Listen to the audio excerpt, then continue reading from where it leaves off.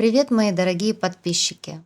Я делаю свои выпуски только тогда, когда я хочу вам что-то интересное рассказать. И вот сегодня я хочу вас познакомить с художественной гимназией в Хельсинки, в которой я училась 29 лет назад.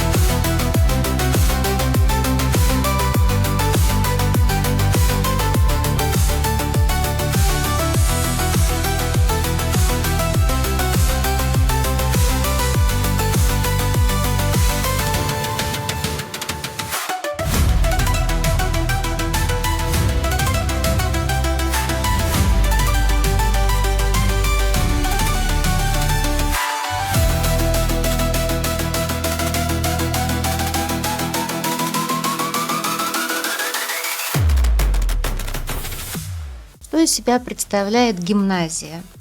Если сравнивать со школами постсоветского пространства, то это 10-11 классы. То есть после гимназии подростки уже поступают в университеты или другие высшие учебные заведения. И здесь гимназия по-фински это называется лукио. Финские гимназии бывают обычные, а бывают с уклоном. Вот я училась именно в художественной гимназии Хельсинген Куватайде Лукио. Сразу забегая немножечко вперед, хочу вам раскрыть самое главное отличие от художественных школ постсоветского пространства. В финском художественном лукио или гимназии больше идет упор на развитие не правильности исполнения, а на развитие личности, индивидуальности, харизмы, собственного мышления и на развитие фантазии. На фантазию делается самый большой упор. Техника, конечно же, здесь тоже есть, ее преподают, но о ней я расскажу еще немножечко позже. Но хочу сразу сказать, что она не считается самым важным инструментом художника. То есть важнее, кто ты, как ты думаешь и как ты это хочешь показать миру. А техника – это всего лишь способ исполнения, от которого чем больше ты будешь отклоняться, тем, в общем-то, больше тебя будут поощрять. По крайней мере, мой опыт был именно таким.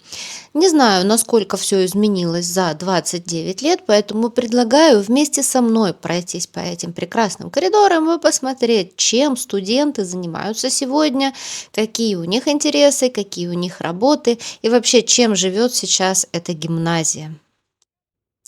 Совершенно отдельная история о том, как я вообще здесь оказалась и почему я училась в художественной гимназии. На тот момент я жила в Финляндии всего 1 год и почти не знала финского языка. Мне тогда было 17 лет. И такой возраст, когда вроде бы уже пора получить образование или какую-то профессию, но язык еще мне не позволял этого сделать. И был выбор либо болтаться на каких-то курсах языковых или еще где-то, но я решила, что лучше уж сделать такой странный, но очень удачный ход. Я поступила в художественную гимназию и решила, что лучше я буду болтаться и получать 2-й раз среднее образование, но я буду в финской среде, еще и в творческой среде. И просто еще потому, что вступительные экзамены в гимназию были просто по рисованию, что мне было очень просто сделать. Я прошла экзамены, и меня зачислили практически только по рисункам. В общем-то, даже никто особо и не знал, что финский, оказывается, я почти не знала тогда.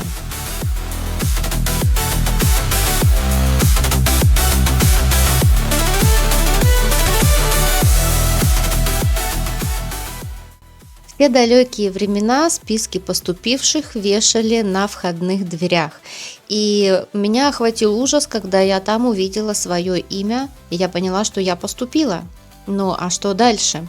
Дело в том, что в гимназии, кроме творческих курсов, есть еще и такие, как история, философия, да, там, то есть там, где нужно что-то писать сочинения. Какие сочинения, ёлы-палы, я плохо знаю финский язык.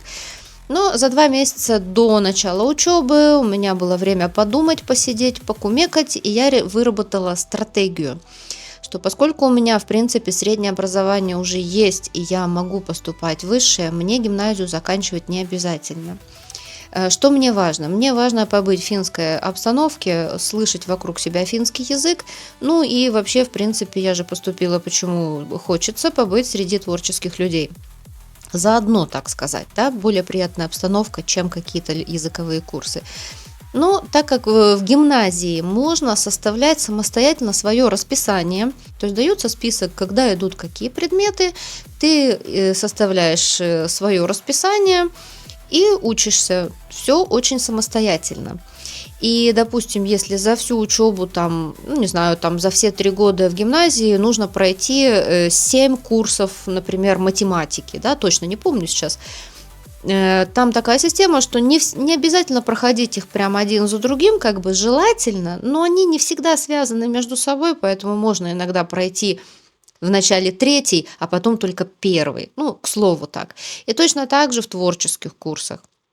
Ну вот я и решила, что я свое расписание составлю на год только из всех творческих курсов. Я по минимуму брала там что-то, даже историю взяла, математику взяла, но совсем мало, потому что моих знаний не хватило бы для того, чтобы их нормально пройти.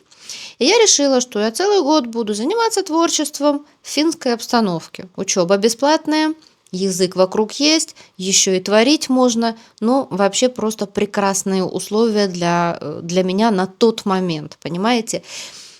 И я решила с этой стратегией так и продвигаться дальше. А спустя год, когда год закончится, у меня будет летом время подумать о том, что продолжать ли учиться, заканчивать ли эту гимназию или идти куда-то уже получать профессию или еще чем-то другим заниматься. То есть я оставила этот вопрос, так сказать, не закрытым. Вот у меня на год есть план, и я по нему пойду. Вот такая моя история, а теперь пойдем дальше знакомиться с этой чудесной гимназией, которая дала мне очень многое.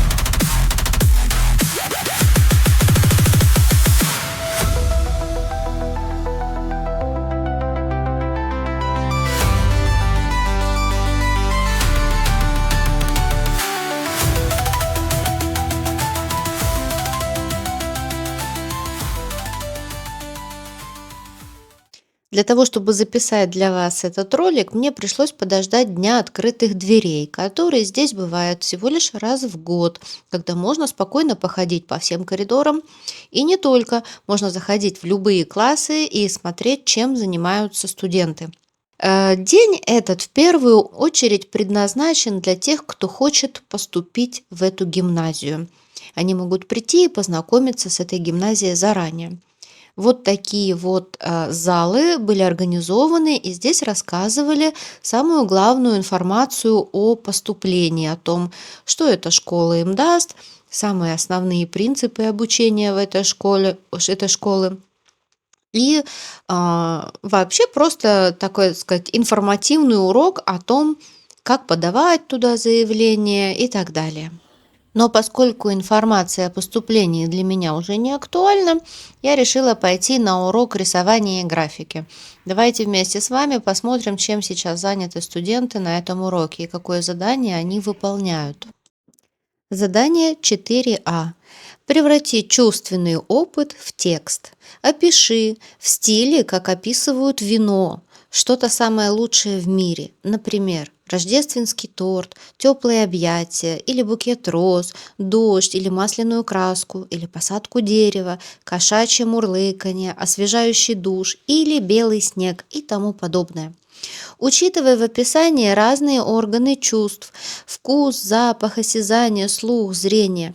В описании нет ограничений, только воображение, и в тексте могут быть даже необычные или смешанные ощущения. Как вам такое задание? Мне показалось оно очень сложным. Для начала я представила, как описывают вино. Это ведь очень непростое занятие.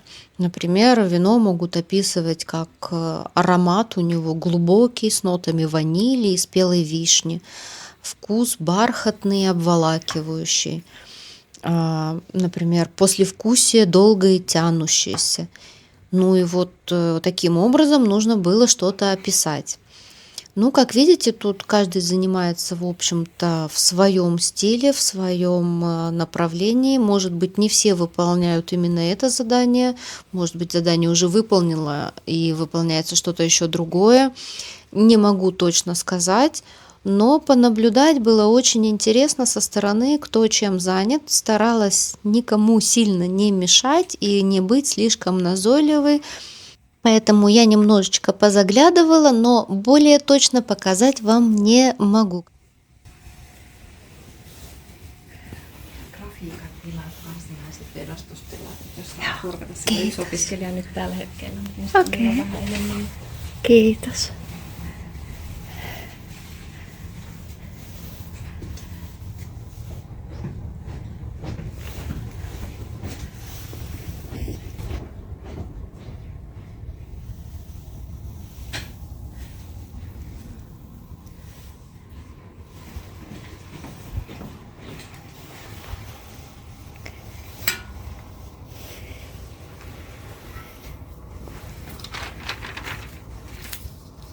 Aika kiva seurata itse prosessia. Aivan. Ihana. Pääsen oikeaan aikaan katsomaan. Tekniikka on semmoinen kuin mezzotinto, joka on semmoinen, että sitä ruuhitaan se laatta ja sitten siitä silotellaan ne valokohdat semmoisella työkalulla. Eli semmoinen niin kuin mekaaninen, eli ei tarvitse mitään syövytettäviä asioita siinä ollenkaan. Joo. On tosi hauska, vaikka aluksi työläinvaihe on se rouhiminen, että saa sen epätasaisen pinnan. Ja sitten siitä tulee tommonen Näytä mitä sieltä tuli. vedossa, semmonen ruusu. Joo. Sellainen abstrakti ruusu, aivan ihana. Joo, tuossa ehkä näkyy, toi on vähän selkeämpi tuo edellinen vedos, siellä on näkyy sinisellä se. Joo, Niin, eri väri. meillä on niin paljon maalia tuossa riittävää. Aika hyvä. Mä tykkään. Nyt tulee tämmönen aika tumman puhuva tosta mezzotintotekniikasta, että se on aika... Joo. Oh. Onko sulla siellä monta versioita jo? Saanko tulla katsomaan? Ops. Voit sä näyttää eri versioita? Joo. Mikä on paras sun mielestä? No, mulla on näitä tosi paljon kotona. Mä oon tehnyt tätä aikaisemmin, mutta nyt Joo. tästä. Toi versio. Joo. Mä kans tykkään eniten tosta. Jotenkin sillä ne suorat viivat tekee jotenkin... Вау. Ну, давайте с вами пройдем теперь в коридор и посмотрим несколько уже готовых работ по графике.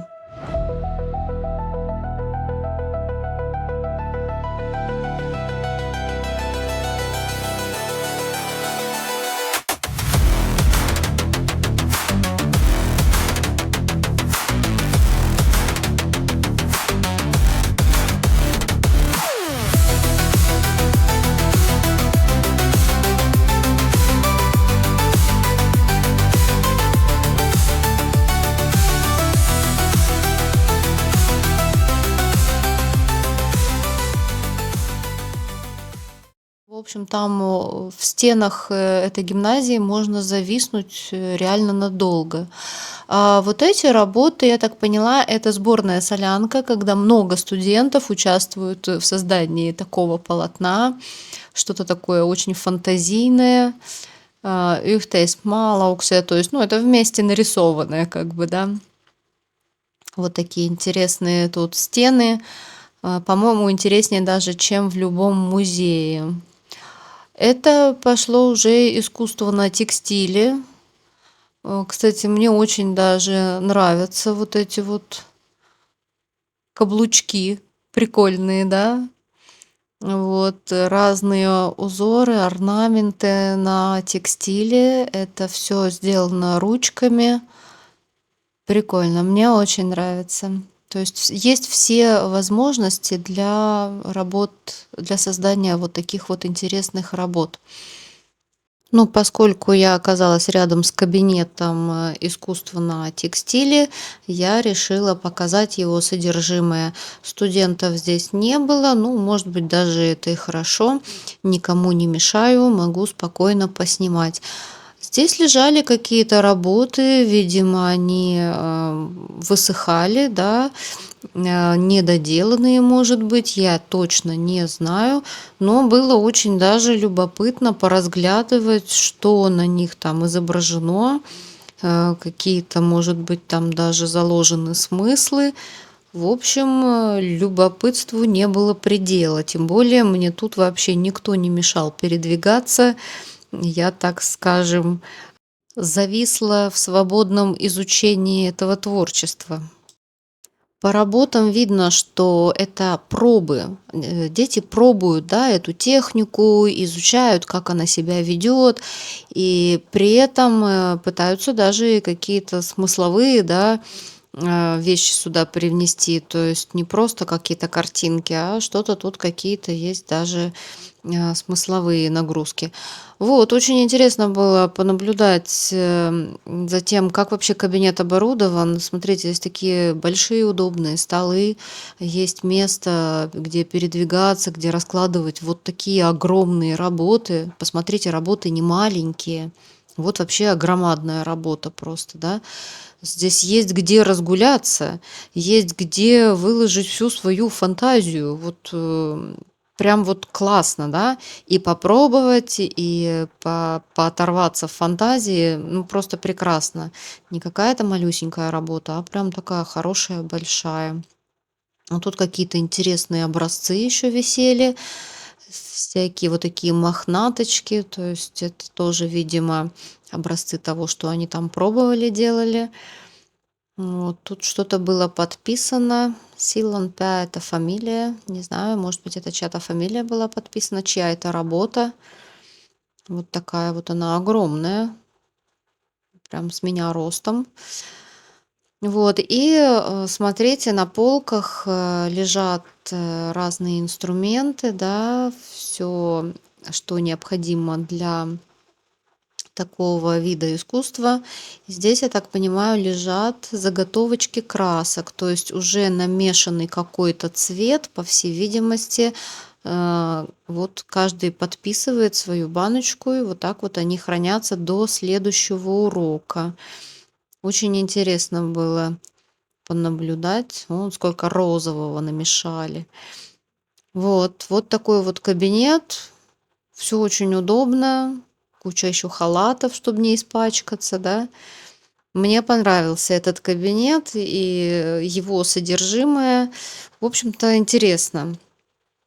Я не знаю, как в других странах художественные школы оборудованы и что в них есть. Было бы интересно, конечно, тоже посмотреть, посравнивать. Но мне кажется, гимназия художественная в Хельсинки очень продвинулась вперед. Вот. Тут очень много чего появилось нового и расширились возможности намного больше, чем они были 30 лет назад. К слову, по поводу развития гимназии, она выросла. Если раньше это было одно здание небольшое, то теперь это два больших здания, в которых располагается вся гимназия. И второе здание находится тоже в Хельсинки. От одного до другого пешком, если идти, минут 25-30 займет. Можно проехаться на, например, трамвайчике или на каком-нибудь автобусе. Я не стала здесь акцентировать внимание, что где снималось, но имейте в виду, что съемки здесь идут из двух зданий. Вот так оно выросло, чему, в общем-то, я очень рада. Это очень хорошо, что гимназия развивается, расширяется и появляются новые возможности.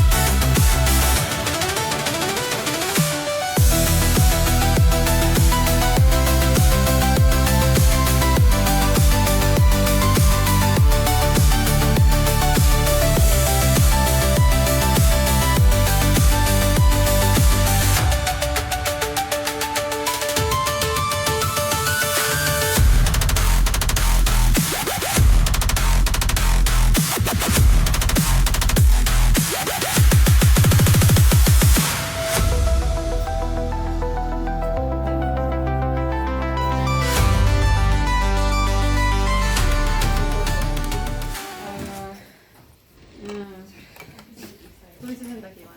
Joo. Mihin se tarvitsee nyt kaapeleja? Eikö mä tiedä se sama nimi? Kyllä se pärjää yhdessä. Eikö se sano, että se tarvittaisi sitä ajatusta? Kysy siitä. Missä se on? Joo, alhaalla ykkösessä. Se on tosi tämmöinen. Mä juoksin Mä juoksin tänne. Mä en tiedä, missä se on. Mulla ei ole mun takkia, että mä en oo tekemässä tuutorhosia. Ei mitään. Ne on siellä jossain. Ne on se jossain, en mä osaa mitään. Mä en ole vielä siinä, että kuitenkin No siis Oikas mä kävin sisällä. mä oon käynyt... Wow, sä kävit siellä sisällä. Mäkin oon käynyt. Mä kävin jonkaan maukkamassa siellä. Moi. Sä Lotte kysyä, että minkä takia sä tarvitset sitä sinä alassa? Мне очень понравилась вот эта штуковина, которая была привязана к трубе на потолке. Я прям себе такую хочу. Это вроде как, может быть, даже типа люстры что-то.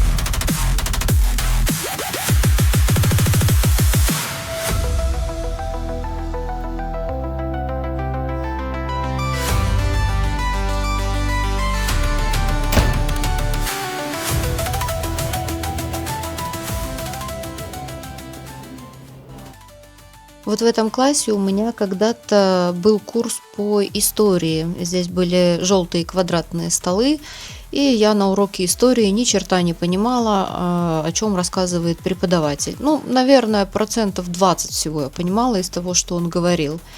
Ну, а теперь этот класс напичкан вот такой крутой техникой, и в этом кабинете на месте был преподаватель мультимедиа, которая рассказывала гостям о том, какие работы делают ученики.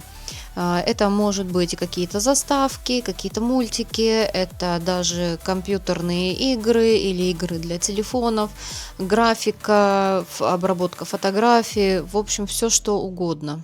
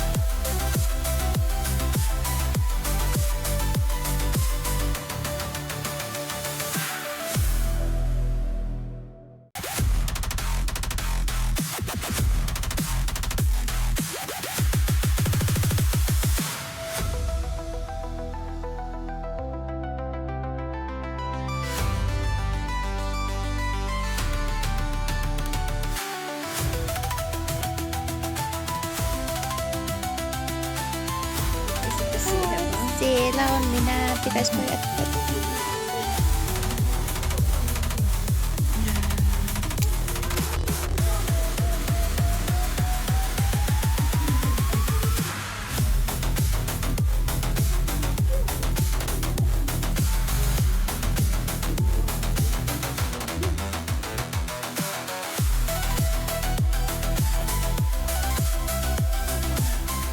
Mä opiskelin täällä. Wow, miten sulla on tämmönen talli? Se oli vuodet 97, 98. Okei. Silloin opiskelin täällä. Mutta mä opiskelin täällä vaan 1 vuoden ja sitten pääsin suoraan yliopistoon. Okei. Niin yhdessä vuodessa suurin osa taidekursseista, mitä pystyn niinku ottanut. Ja sitten seuraavana vuonna tajusin, että en mä pysty opiskelemaan niinku täydellisesti, koska suomen kielen taso oli tosi heikko. Mutta mulla on kuitenkin sen koulutus, niin mä pääsin sitten suoraan yliopiston täältä päättämättä lukea. Niitä opiskelee. Niin. Se on hyvä, koska taiteella ei ole niinku tuollaista kieltä, se on vaan se taiteen kieli. Ja mulla on niin lämmit muistot tästä lukiosta. Vanhasta rakennuksesta kohta kävelen sinne. Joo, sielläkin on nyt vielä pääsee. Joo, sinne kohta kävelen katsomaan tiloja myös, mitä siellä on. Ihanaa. Kiitos sulle. Joo, tosi hieno kuulla näitä sun kokemuksia ja tällaista. Se oli kiva. Joo. Olikin, moikka!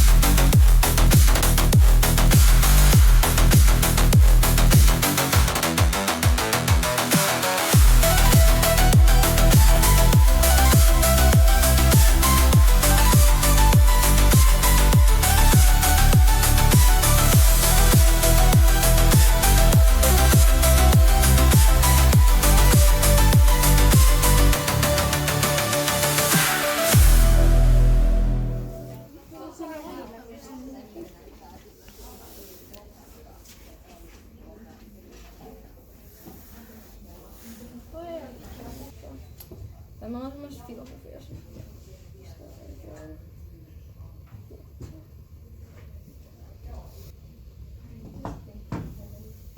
Toi on aivan uskomaton toi sun loota. Samalla tavalla mitä toi on. Mut mikä se on? Se on Minecraftin semmonen lyhty. Mulla on nyt ollut joku Minecraft-obsessio lähiaikoina, niin Siistiä. se nyt on saanut mun kaikki innostukset mennä sinne päin. Mulla tulee rakku.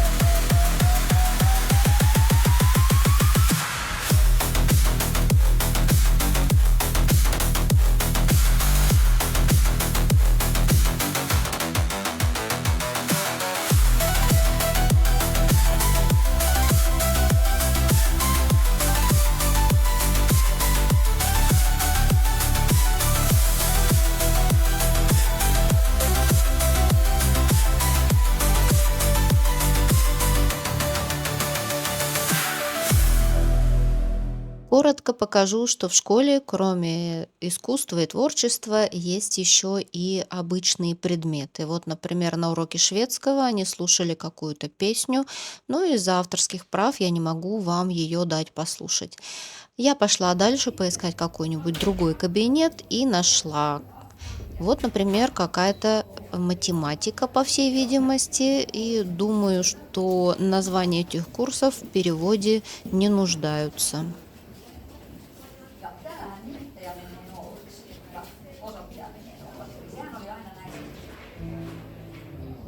Кабинет биологии и кабинет иностранных языков.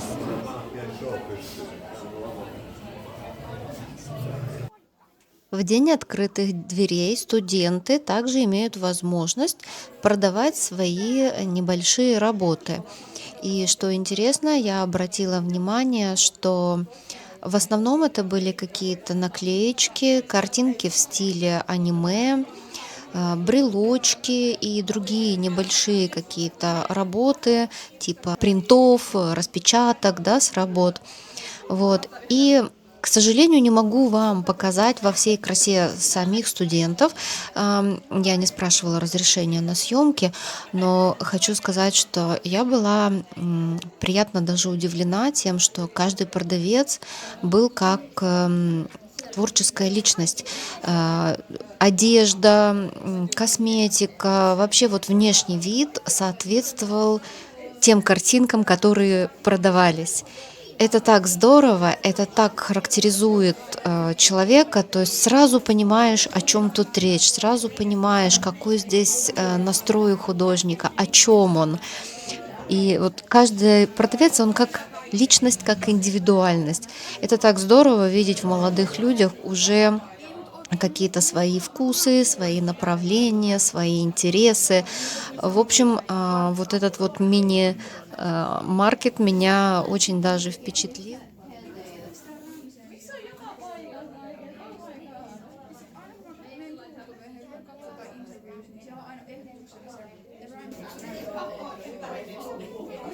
Ja se tuli vielä joku semmoinen, tehdään niinku nyt.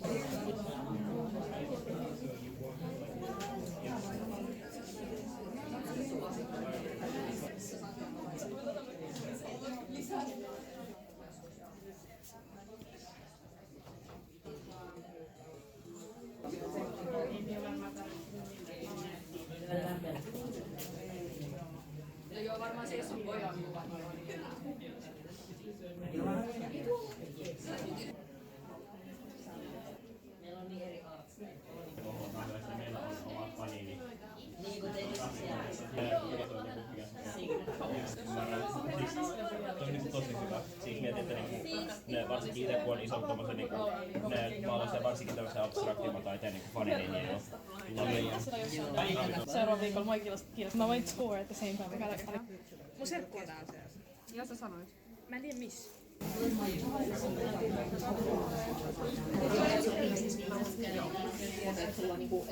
В коридорах гимназии я также нашла интересный стол, который, наверное, работает как психотерапевт местный, спрашивает, какое у тебя сегодня настроение.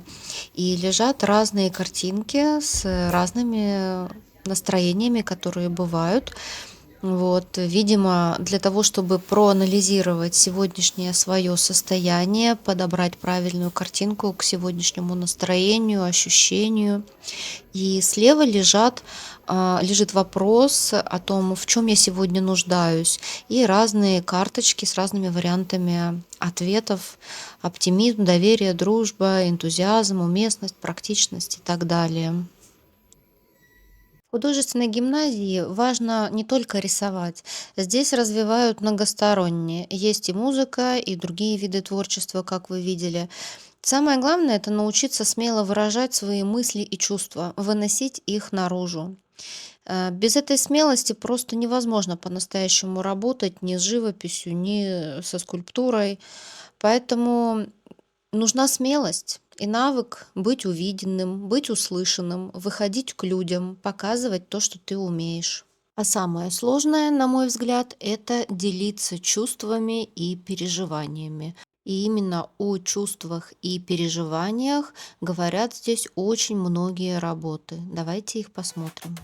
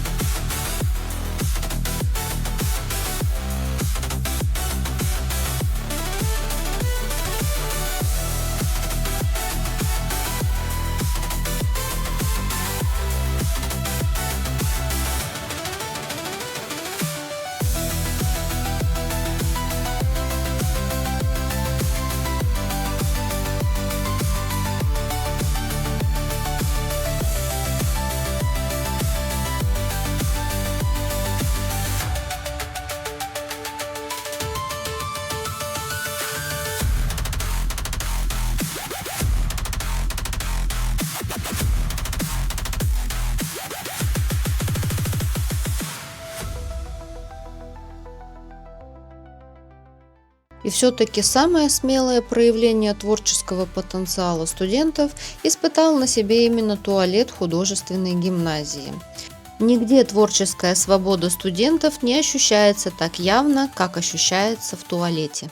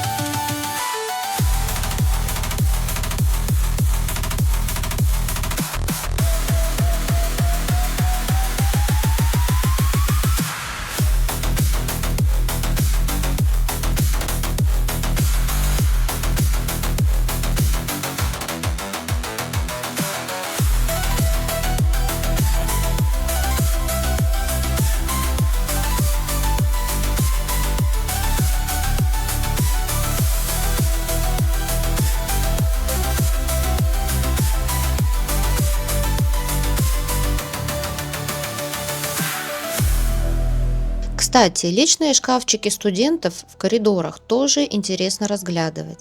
Каждый из них украшен по-своему – рисунками, картинками, надписями и даже веточками. В общем, выражает индивидуальность своего владельца.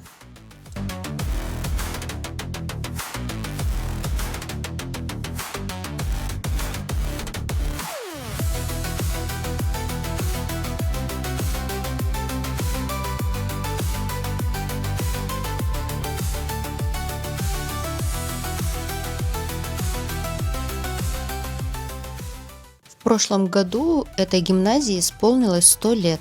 Об этом рассказывается в книге, которая продавалась в день открытых дверей. Из нее я также узнала, что раньше студенты этой гимназии ездили на экскурсии в Санкт-Петербург.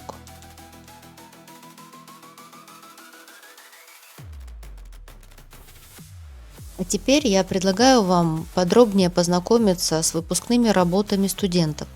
На стенах было очень много работ, показать все, конечно, невозможно, поэтому давайте посмотрим некоторые из них. Это одна из самых тяжелых для восприятия работ. Думаю, здесь комментарии излишни, но исполнение мне очень понравилось. Кстати, я даже не уверена, выпускная ли эта работа, потому что я не нашла нигде бирку с именем автора и названием работы. В любом случае, я посчитала, что она достойна вашего внимания. А вот так выглядит наследство, по мнению Паулуса. Насколько я поняла, выпускные работы могут быть совершенно разного формата. Это не обязательно должны быть полотна и картины. Это также могут быть керамические изделия из глины, или роспись по кожаной куртке, или даже вывалившиеся воспоминания из сумки студента.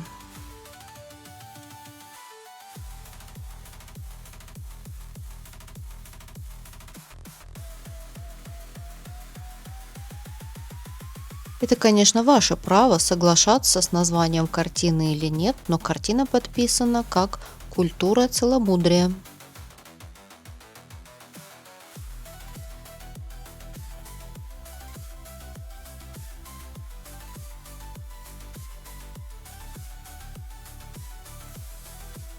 Вряд ли кто-то из вас сейчас будет оспаривать название этой картины. Называется она «Что случилось с головой?».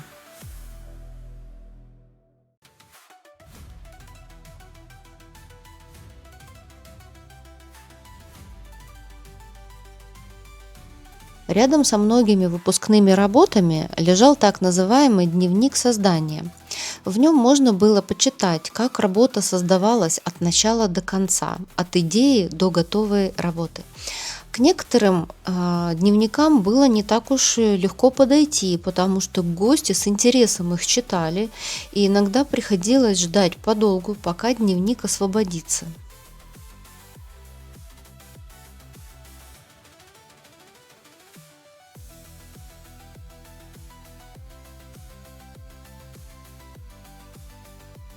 Я все-таки дождалась своей очереди у одной очень интересной работы, и как только освободился дневник создания или портфолио, да, я все сняла на видео и дома перевела содержимое для вас. Предлагаю для вашего просмотра. Работа эта называется «Все эти реальности». Первую запись Исла Кемпинен сделала 7.10. Деревянная доска плюс грунтовка. Я начала с экспериментов по технике, чтобы выбрать лучшую основу для своей работы. Сначала я рисовала акриловыми красками на загрунтованной деревянной доске. Я не ограничивалась только красками, использовала также карандаш поверх краски. 9.10. Экспериментировала также на бумаге для живописи. Я заметила разницу при работе на бумаге. Поверхность более гладкая, в отличие от твердой и неровной поверхности, создаваемой грунтовкой. Я пробовала рисовать по темной и светлой бумаге, карандашами, чтобы представить себе цвет фона для моей работы. Черная основа выглядела неплохо, но при ближайшем рассмотрении я заметила, что яркие цвета карандашей слишком сильно погружаются в темный фон, поэтому я решила красить основу не в полностью черный цвет.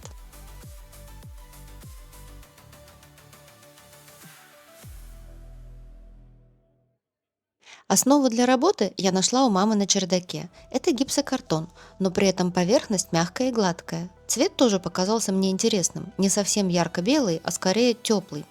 Я поняла, что основа впитывает воду совсем не так, как, например, обычно холстовая ткань. Поэтому решила попробовать писать на похожей поверхности перед тем, как приступать к основной работе. Результат оказался на удивление хорошим и совсем не проблемным.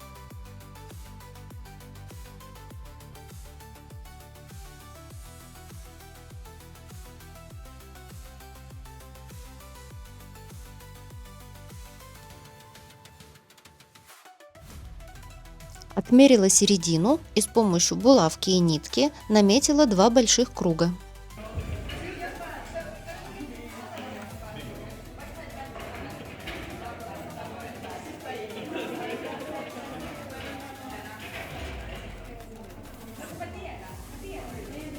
Я решила не слишком углубляться в детали, потому что на разработку дизайна уже ушло достаточно времени. Основная идея у меня в голове уже сложилась довольно хорошо, концепция была уже достаточно четкой, чтобы начать рисовать. Я оставлю детализацию на потом, поэтому прокрашенную основу оставила вот в таком простом варианте.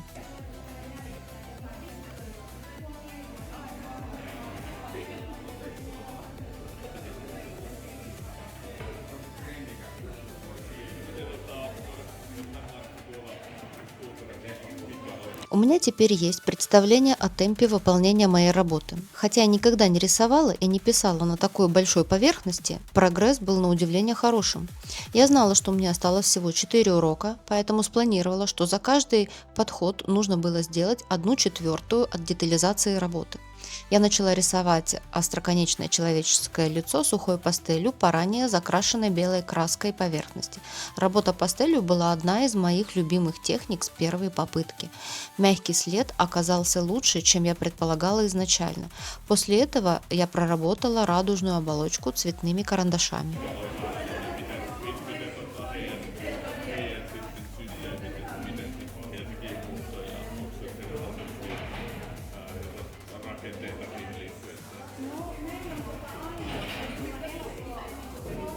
Я сделала больше, чем планировала. Детали, выполненные цветными карандашами и пастелью, маленькие завитки и цветные узоры очень хорошо дополнили работу. На мой взгляд, так работать более эффективно, чем предварительно слишком долго обдумывать всю детализацию.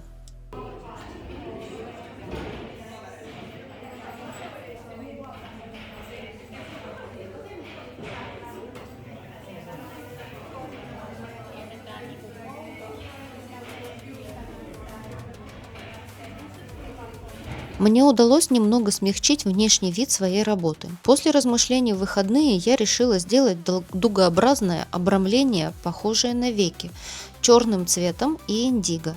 Оно служит рамкой для центральной части. Думаю, если бы я сделала фон более детализированным с помощью цветов, работа выглядела бы слишком перегруженной.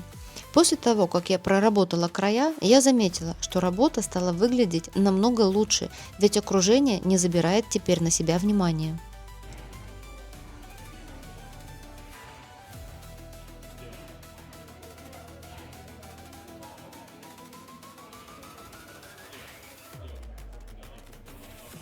Детали, маленькие завитки и цветные узоры, которые я сделала цветными карандашами и пастелью, очень хорошо дополняют работу.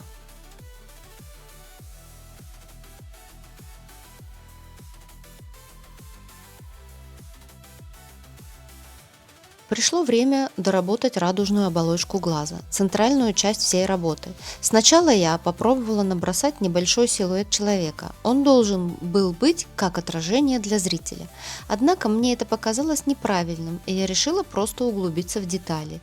Я сделала просто больше слоев радужной оболочки и темный зрачок в центре. Я решила на этом остановиться, так как это был уже последний урок по этой работе, и он подходил к концу.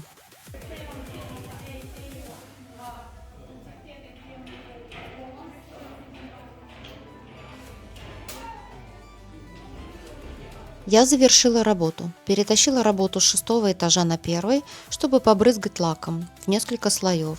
При этом нужно было ждать высыхания предыдущего слоя.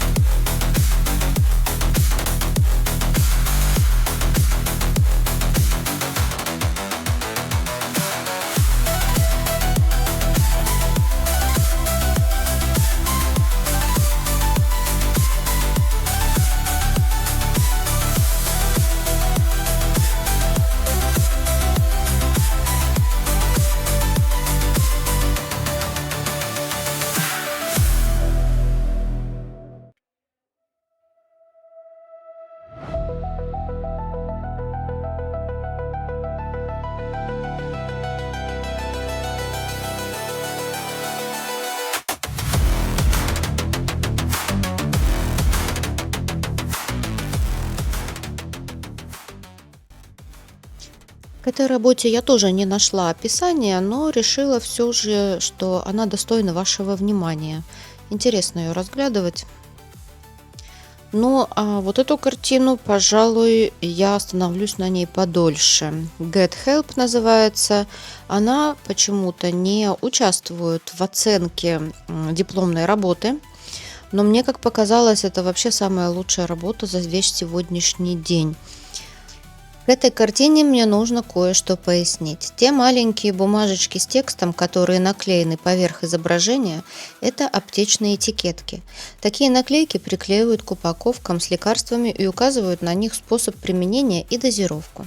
Дело в том, что рецепты у нас электронные, и даже если их распечатывают на бумаге, они легко теряются. Поэтому фармацевты наклеивают небольшую инструкцию прямо на упаковку. Судя по тексту, на этих этикетках рецептурные препараты, в основном антидепрессанты и сопутствующие им лекарства. Среди них я вижу препараты от панических атак, средства от бессонницы, а также другие лекарства, назначаемые при тревожных состояниях. Кроме того, на картине присутствует название медикаментов, которые мне пришлось специально искать в интернете. Это препараты от тяжелых форм акне, глубоких болезненных воспалений, которые долго не проходят и плохо поддаются лечению. Внизу приклеенные пустые упаковки уже использованных лекарств, как след пройденного пути, опыта лечения и, наверное, внутренней борьбы.